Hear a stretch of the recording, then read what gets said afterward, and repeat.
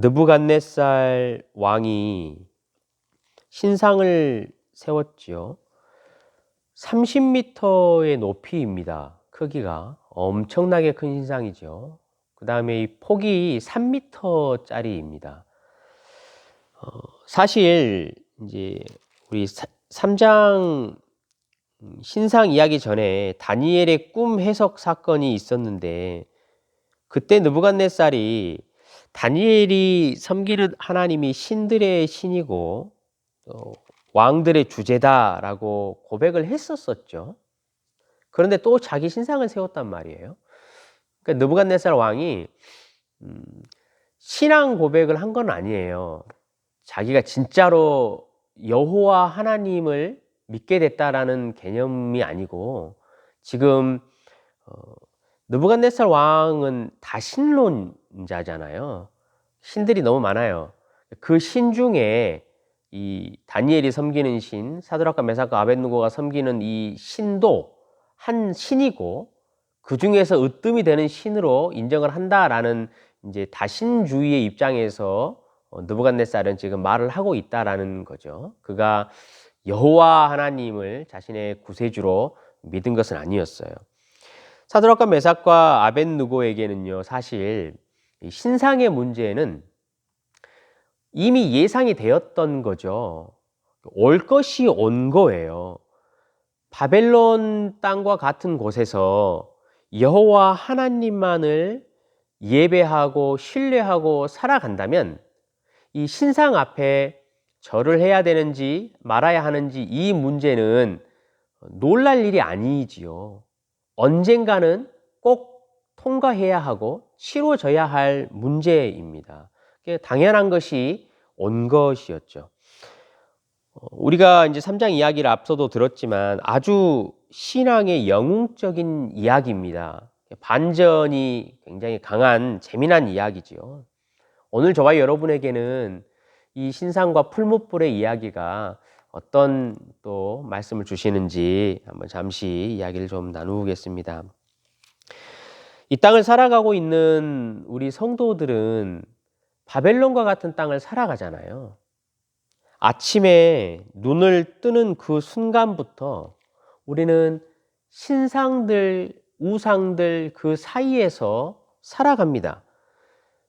우리가 만나는 모든 사람들이 우리가 어제 본문에서 보았듯이 모든 악기를 동원해서 그 신상들, 자기들이 만들어 놓고 자기들이 따르고 자기들이 숭배하는 그 신상과 우상들을 예배하고 찬양하는 사람들이에요. 주변에 다 이제 그렇죠. TV를 틀어도요, 그 안에서 사람들이 하는 이야기들, 즐겁게 노는 모습들, 이 모든 것들이 신상을 숭배하는 이야기지요, 사실은. 내가 직장에 가서 만나는 사람들도 여러분 한번 보십시오. 그분들이 가지고 있는 생각과 그분들이 가지고 있는 삶의 방향과 가치가 신상을 숭배하는 거예요. 우상을 숭배하는 삶이잖아요. 전부 다 내 자식이 어떻게 해서든지 오늘 하루 남을 좀 밟고 이겼으면 좋겠다라는 생각을 가지고 살아가요. 다른 사람들은 오늘 혹시 파산하더라도 내 집값만은 좀 올라갔으면 좋겠다라는 생각을 하고 살고요. 다른 사람들이 내 인생을 빛내주기 위해서 나만의 엑스트라가 좀 되어줬으면 좋겠다라는 그런 생각을 가지고 살지요. 우리 인생은요, 여러분도 너무나 잘 아시겠지만 마음속에 욕망이라는 게 있어요. 무엇이 됐든지 자기가 원하고 갈망하는 것에 의해서 그것을 힘을 삼아서 오늘 하루를 살아요.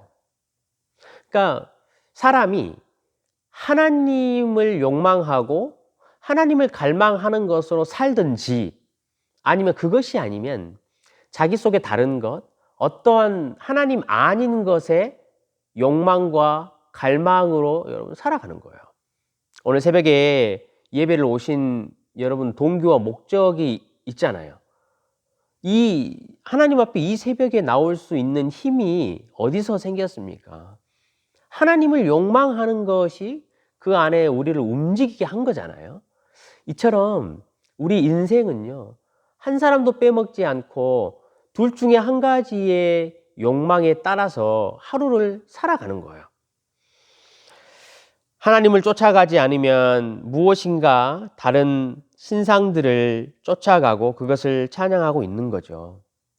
바울이요, 선교 여행을 다니다가 예수님을 전하는 것 때문에 마케도니아 지역에서 계속 쫓겨났잖아요. 도망 다녔잖아요. 고통을 당하고 도망 다니다가 이제 이쪽 아카시아 지역의 그리스 아테네 지역에 이르렀어요. 그 지역에 이르렀을 때 밖에 이렇게 쭉 둘러보니까 신상들이, 우상들이 너무나 많은 거예요. 그래서 이제 바울의 입장에서는 너무나 마음이 안타까웠던 거죠. 그래서 마음에 무엇인가는 자기가 해야 되겠다라는 생각을 했어요. 성경에 보면 어떻게 돼 있냐면요, 우상이 가득한 그 성을 보고 마음에 격분이 되었다라고 표현을 해요. 이제 마음이 굉장히 불편하고 안 좋았던 거죠. 그래서 그 마음이 바울을 움직였어요. 그래서 그 시간부로 사람들을 만나고 복음을 전하고 논증하고 사람들과 이야기하고 사람들을 설득시키고 하나님만이 참 하나님이다, 하나님에게 예배해야 한다 라는 이야기를 하기 시작했다라는 거죠. 피할 수 없는 당연한 일인 거예요. 맞닥뜨릴 수밖에 없는 일인 거죠. 바울은 이 세상을 살아가는 사람들의 우상 숭배를 보고 마음이 굉장히 불편해서 그들에게 복음을 전하기로 결정했어요. 오늘 저와 여러분이 밖에 나가잖아요, 이제. 그럼 우리도요, 당연히 맞닥뜨려요. 우상을 숭배하는 사람들, 신상을 따르는 사람들 전부 다 만난다고요. 우리가 그것을 만났을 때 우리는 무엇으로 우리가 신앙인임을 증명해 낼 수 있을 것인가? 우리에게 참 고민을 던져주지요. 내가 신상을 욕망하지 않고 하나님을 욕망하는 자이다 라는 것을 어떻게 나타낼 수 있을 것인가? 그게 우리에게 던져진 화두였어요. 우리 성도들은 물론 이제 그러신 분들이 많이 계시지는 않을 거예요. 그렇지만 이 예수님의 복음과 하나님의 나라를 우리 마음 가운데 이 비상낙하산이라고 생각하고 있는 경우가 많이 있어요. 제가 과거에도 여러 번 설명드렸잖아요. 비상낙하산은 본 낙하산 말고 비상적으로 이렇게 가지고 비행기에서 뛰어내리는 낙하산이잖아요. 근데 이 비상낙하산을 누구도 사용하고 싶어 하진 않아요. 왜냐하면 비상낙하산은 본래 내가 가지고 비행기에서 뛰어내리는 낙하산이 고장 났을 때만 사용하는 거잖아요. 그러니까 비상낙하산이 있으니까 어느 정도 마음의 안정은 되는데 이것을 사용하는 때가 오지 않았으면 좋겠다라는 생각이에요. 우리 성도들이 이 땅을 살아가고 세상을 살아가다 보면 이 예수님에 대해서, 이 복음에 대해서 이 비상낙하산이라고 생각할 때가 많다라는 거예요. 그냥 힘들고 어려울 때가 혹시 내 인생 가운데 있을지 모르니까 이 비상낙하산이 있으면 그것은 좀 마음의 안정이 되기는 해요. 누가 이렇게 지옥의 이야기하고 심판의 이야기를 하면 나는 비상낙하산이 예수님이 있으니까 심판은 안 받겠지라는 그 마음의 안정은 있는데, 하루하루를 삶 가운데 살아갈 때 사람들을 만나고 신앙생활을 할 때 이 비상낙하산인 예수님을 사용하고 말해야 하고 꺼내야 하는 일이 안 왔으면 좋겠다라고 생각을 하고 살아가는 경우가 많이 있다라는 거예요. 여러분 그렇지 않겠습니까? 우상을 숭배하는 세상 가운데, 신상을 찬양하고 있는 세상 가운데 내가 들어가서 살아야 하니까 거기서 예수를 이야기하고 그 모양대로 살아가는 것을 말하는 것이 참 힘들지요. 어렵지요. 그래서 내 마음속에 어느 정도 예수 때문에 안정이 되는 것은 있지만 그 예수를 내 입 밖에 꺼내서 사용하는 때는 안 왔으면 좋겠다라는 그런 이제 비상낙하산과 같은 신앙을 가지고 살아갈 때가 많이 있다라는 거죠. 3명의 이 유대 청년은 달랐어요. 엄청난 신앙 고백을 어제 우리 들었잖아요. 느부갓네살 왕이 너희들 절을 하지 않으면 맹렬히 타는 불에 태워 죽이겠다라고 말하면서요. 어제 그렇게 15절에 이야기했잖아요. 너희를 내 손에서 건져낼 신은 아무도 없다.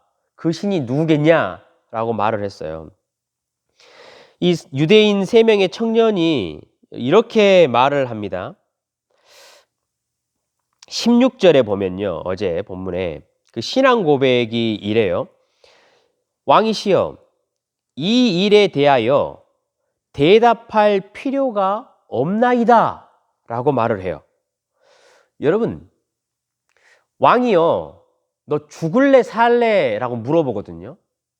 신상에게 절할래 절하지 않을래? 라고 물어봐요. 아무도 너를 구원할 신이 없을 거다? 라고 물어봐요. 근데 이 3명의 청년의 대답이 정말 멋지잖아요. 왕이여, 이 일에 대하여서 내가 대답할 필요가 없대요. 이게 무슨 말이겠어요, 여러분? 이게 자기한테는요, 질문거리가 되지 않는 거예요. 너무나 당연한 거예요. 이게 상관이 없는 거죠. 자기에게 어떤 일이 일어나도 상관이 없는 거예요. 그러니까 이런 느낌이에요. 과거에 제가 둘째 아이를 이제 낳을 때요. 이제 아내가 30대 중반이었어요. 병원에 가니까 병원에서 기형아 테스트를 해야 된대요. 대부분 그렇게 하잖아요. 돈을 좀 더 달라고 이야기를 하는 거예요. 그때 이제 전도사 생활이었으니까 돈도 없었으려니와 더 중요한 건 저에게는 다른 생각이 있었어요. 의사가 이 아이가 기형아인지 아닌지를 저한테 물어보는 것에 대해서 똑같았어요. 제가 그것에 대해서는 대답할 일이 없어요. 대답할 필요가 없는 거예요. 왜겠어요? 나에게는 너무나 당연한 거예요. 그 아이가 기형아이든지 기형아가 아니든지 저한테는 상관이 없었어요. 왜냐하면 하나님이 나에게 주신 가장 귀한 생명이잖아요. 그 아이가 기형아로 혹 나오는 것도 하나님이 나에게 가장 선하게 행하신 일이고, 혹 그 아이가 건강한 아이로 나오는 것도 하나님이 나에게 가장 선하게 해주시는 방법이기 때문에요. 이 아이가 기형아이든지 아니든지 저는 무조건 날 거였으니까 다른 여러분 테스트를 할 필요가 없는 거예요. 저에게는 그 아이를 낳는 것이 질문거리가 되지 않았어요. 너무나 당연했다라는 거죠. 유대인 3명의 친구가 그런 거예요. 하나님이 자기들을 구원해 내셔도 좋고 구원하지 않으셔도 상관이 없는 거예요. 자기들은 당연히 자신들의 인생의 구원자이신 그 하나님을 예배하는 것은 당연한 거예요. 그분을 따르는 것은 질문의 여지가 되지 않는 것이지요. 무슨 일이 자신들에게 발생되든지 간에 자기들의 기쁨을 빼앗아 갈 것이 없다라는 거예요. 자신들의 살고 죽음의 운명이 왕의 손에 달려있지 않다라는 거예요. 자신들의 오직 생명과 여러분 이 운명과 기쁨과 즐거움은 세상의 환경에 달려있지 않다라는 거예요. 온 뿌리가 하나님 앞에 딱 붙어 있다라는 거예요. 그래서요, 그분이 혹 자신들에게 구원하지 않으셔도 그것이 하나님의 사랑이 떠난 것이 아니라는 거예요. 그런 마음이 이 하나님을 철저하게 신뢰하는 것이 있었기 때문에요. 왕이 너 죽을래 살래 협박을 하든지 무엇을 하든지 신상을 갖다 놓고 유혹을 하든지 전혀 상관이 없었어요. 그 마음인 거예요. 성도 여러분, 우리 오늘 아침에 이제 이렇게 예배 드리고 삶 가운데로 가잖아요. 말씀드렸듯이 우상 숭배자들, 정확히 표현하면 신상들을 숭배하고 있는 사람들 가운데 이제 살아갈 거예요. 이제 우리가 오늘 예배를 마치고 나갈 때 이런 마음을 좀 가졌으면 좋겠어요. 이 일에 대하여 대답할 필요가 없다라는 것. 그 마음. 나가면은요, 직장 가면 항상 나를 기분이 상하게 하는 사람이 있어요. 그 사람 생각만 해도 막 골치가 지끈지끈 거리잖아요. 그럴 때는요, 여러분, 우리 이 유대인 새 청년처럼 마음에 딱 결정을 하시면 돼요. 내가 그 일에 대해서는 대답할 필요가 없다는 거죠. 그 사람이 나를 힘들게 하든, 나를 고통스럽게 하든, 그 사람이 변하든지, 변화되지 않든지, 자기는 마땅히 당연히 그냥 해야 될 일을 하면 되는 거예요. 내가 하나님 백성이기 때문에 그에게 그냥 사랑을 베풀려고 애쓰는 마음이 있으면 되는 거예요. 상관이 없어요.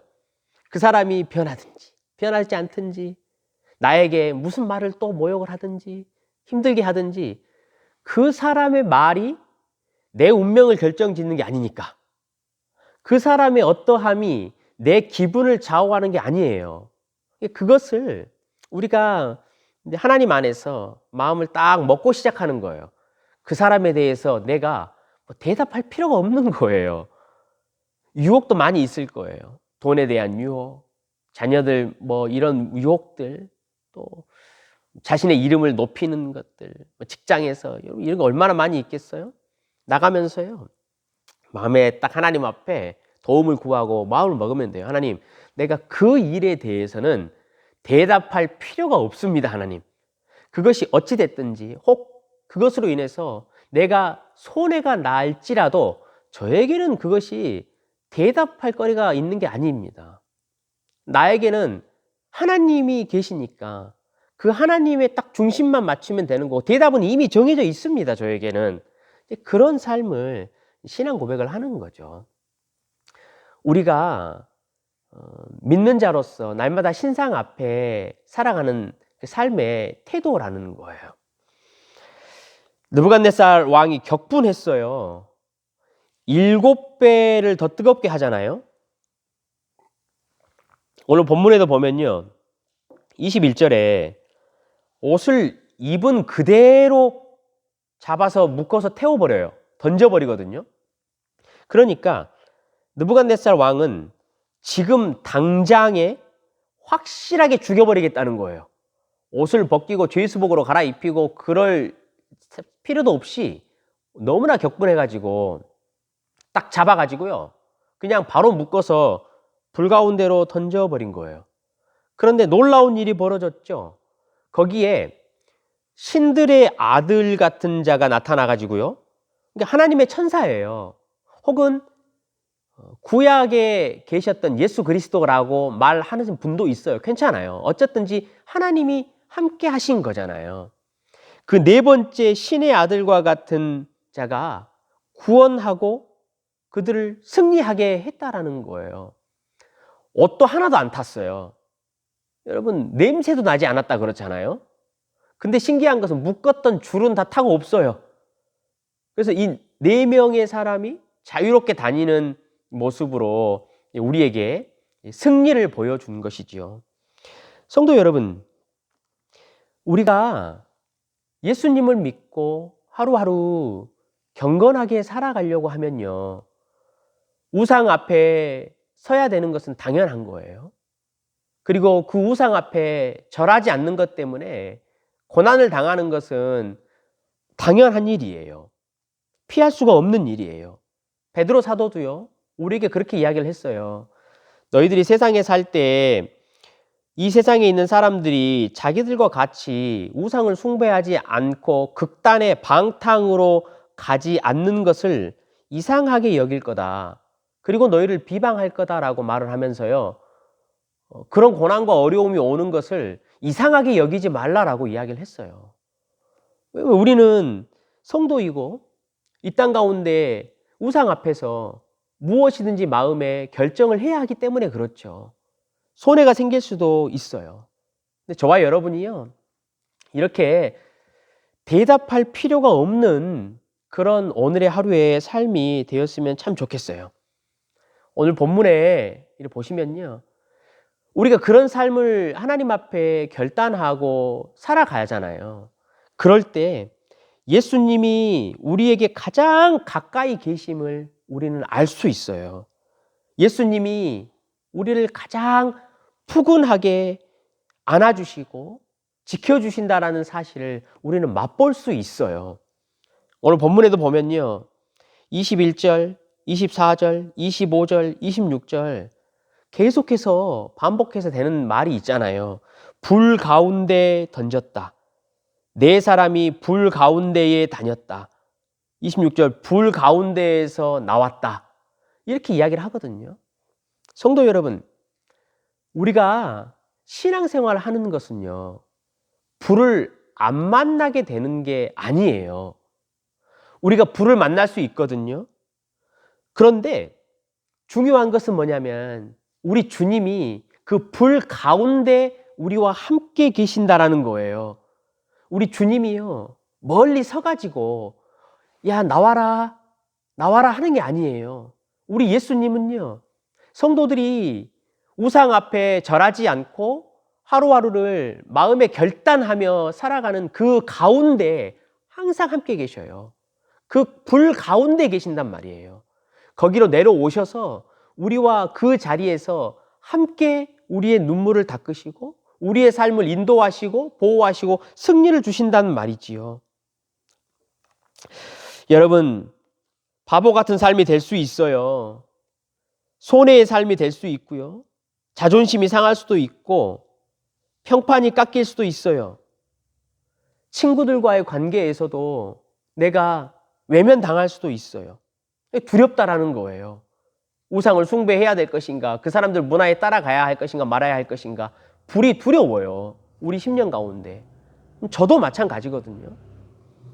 근데 여러분, 우리가 이제 우상을 쫓아가려고 하는 그 마음이 우리 마음에 쉬 사라지지 않는 게 뭐냐면, 오늘 본문을 보면 이 주님이 승리 주시잖아요. 불 가운데 던져놔도 거기서 구원해내시잖아요.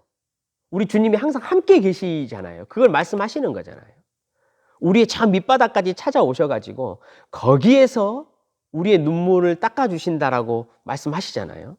근데 이제 중요한 게 뭐냐면, 이 오늘 다니엘 세 친구의 이야기가 우리 삶 가운데 항상 동일한 결론이 아니기 때문에 그래요. 이 내용을 보면요, 내가 신상 앞에 절하지 않고 손해 나더라도 힘들고 어렵고 혹 진짜 고통스러움에 빠지더라도 우리 주님이 이 문제를 해결해 주실 거야. 우리 주님이 도와주실 거야. 오늘 결론을 봐. 이렇게 될 거야. 라고 했는데 실상 우리 삶의 현실에서는 이게 잘 여러분 항상 같은 답이 아니잖아요. 문제가 해결도 안 되잖아요. 그대로 지속될 수도 있고 내 고통은 여전히 계속될 수도 있어요. 그런데 왜 이 이야기를 오늘 우리에게 주신 거겠어요? 여러분, 우리 주님은요, 우리에게 약속하셨어요. 내가 반드시 지키신대요. 내가 끝까지 책임지신다고 그러셨어요. 내가 마지막에 반드시 너희에게 승리 줄 것이다 라고 우리에게 약속을 하신 거예요. 우리가 근데 그 약속이 신뢰가 잘 안 되잖아요.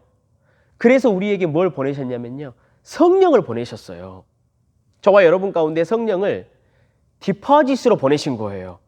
성경에 우리에게 도장을 찍었다, 인을 삼았다, 성령을 그래서 주셨다라고 말하잖아요. 이건 디퍼짓이에요. 디퍼짓 여러분 뭔지 잘 아시잖아요. 지금은 완전히 내 것이 아니지만 결국은 내 것이 되는 거예요. 디퍼짓은. 성령이 그래요. 우리에게 성령을 주셔서 그 예수님의 십자가의 일하심을 우리 속에 계속 말씀해 주실 거예요. 오늘 저와 여러분이요, 우리의 힘으로 그 신앙의 결단 다 못해요. 그렇지만 여러분, 우리 속에 성령께서 항상 말씀해 주실 거예요. 예수님이 불 가운데 함께 오셔서 우리를 구원하실 것이다. 그분은 끝까지 우리를 책임지실 것이다.